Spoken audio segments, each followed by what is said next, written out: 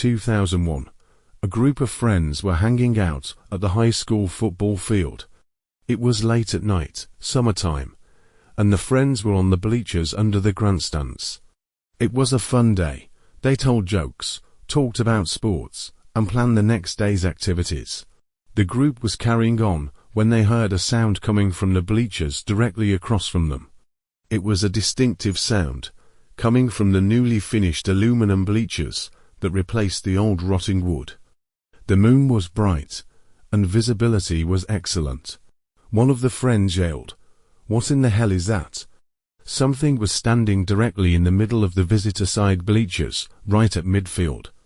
The group could see a tall, lanky figure standing on the moonlit bleachers. The first thing everyone thought to themselves was, who or what is it? The creature had human features, but was way too tall. It was about 8 or 9 feet in height, ruling out the possibility of being a person. They also ruled out the possibility of it being a deer, bear, or any other animal known to the area. Moments passed as the group silently looked as the creature stared back at them.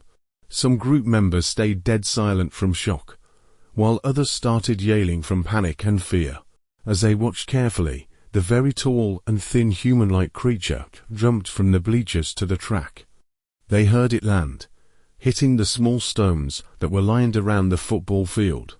After it jumped that incredible length, it would crouch on all fours, hunched down. It looked to its left, then looked to its right, then crawled inhumanly fast under the bleachers heading towards the woods behind the field. Though now out of sight, the group could hear this thing crawling its way toward the woods, and then listen to it trampling through the trees. Not knowing where it was going, they could only wonder who was going to run into the creature next. The friends knew right away that they had seen something very unusual, and all agreed that most people would not believe what they had just witnessed. Could this have been a Bigfoot, maybe an extraterrestrial, or a skinwalker? Could it have been a shapeshifter? One of the friends had discovered something online, not long after their sighting. There had been sightings of something called the Rake, which was growing in popularity at this time. The creature that had many people talking online had many similarities to what was just witnessed. Similarities included the feature being tall, humanoid-like, blank-faced, crouching, and crawling on all fours, and sightings being in the northeastern United States. The Rake is also known to watch observers, just as it watched the group of friends. In 2011, I moved into a new home. Nothing seemed unusual about this home at first, besides being a 3-bedroom home and living by myself. I would however get an uncomfortable feeling, but I did not let it bother me. Being an old home, there were always creaks and noises, from the original stone foundation and dried out wood I would eventually replace. But soon I would start to see shadows and items flying around the house. And it wouldn't just be me. Eventually, friends would tell me that they would also see unexplained things and get the same uncomfortable feelings. Months go by, and I would stay downstairs almost every night. Even guests would not go upstairs to stay the night. One night, no different than any other night, I would come home, stay up for a while, and watch TV. I would go upstairs to bed on this particular night. I would wake up around 3 a.m. face down with arms spread straight across. I would try to get up, but to no avail. I could not move. Panic starts to spread. What's going on? I'm thinking, am I paralyzed? I can't get to my phone. What can I do? 1,000 things raced through my mind, and after a few minutes of trying to come to some kind of conclusion, I replayed all the weird things I had witnessed. The shadows, the noises that friends and I had heard and seen. Gathering myself, all I could think was, this must be some kind of malevolent entity. I can only think of one thing to do. Still stuck in this position, I start to pray, citing the Our Father. It only takes but a few moments, and I start to arise. The weight is lifted off my body, and whatever had me pasted to the bed released its grip. Still freaking out, I get up and head to the hallway, I turn the light on, but stop in my tracks. I stand there thinking, what can I do? Call the cops? No. Call a friend?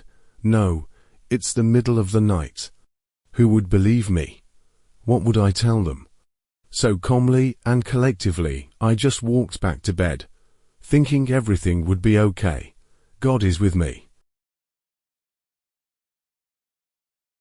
February 2024. It was about midnight, and my brother and I were shooting darts for some time as I heard a noise. It sounded like a single ding from a music box. My brother was talking at that point, but I had to cut him off to ask him, but he did not hear anything out of the ordinary. Blowing it off, I continued to shoot darts for about another hour. Later on, my brother went to his room to go to bed, so I decided to watch a movie. After a few minutes of watching, I heard a similar noise to the one which I heard earlier. I've seen the movie plenty of times. I knew that it was not in that scene.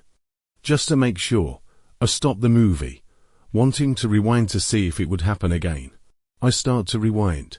There was complete silence, nothing running, no one else awake, and about 5 to 10 seconds later, I heard a third, single ding, clear as day. Now I'm totally alert. I cut the movie off. I started looking towards the direction of the fireplace, where I thought the sound came from.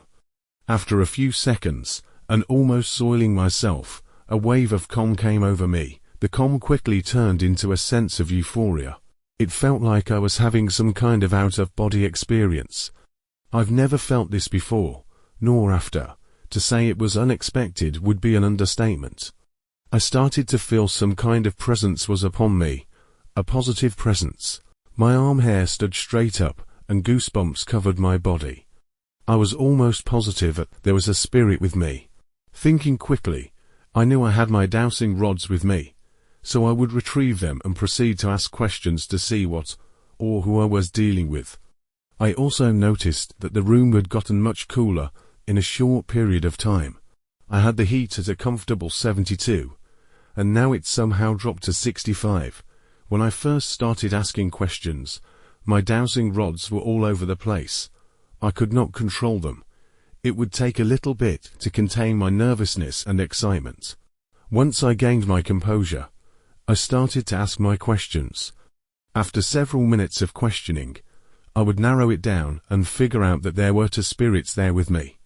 My grandma was lying in bed, next to where I was lying earlier, when watching the movie.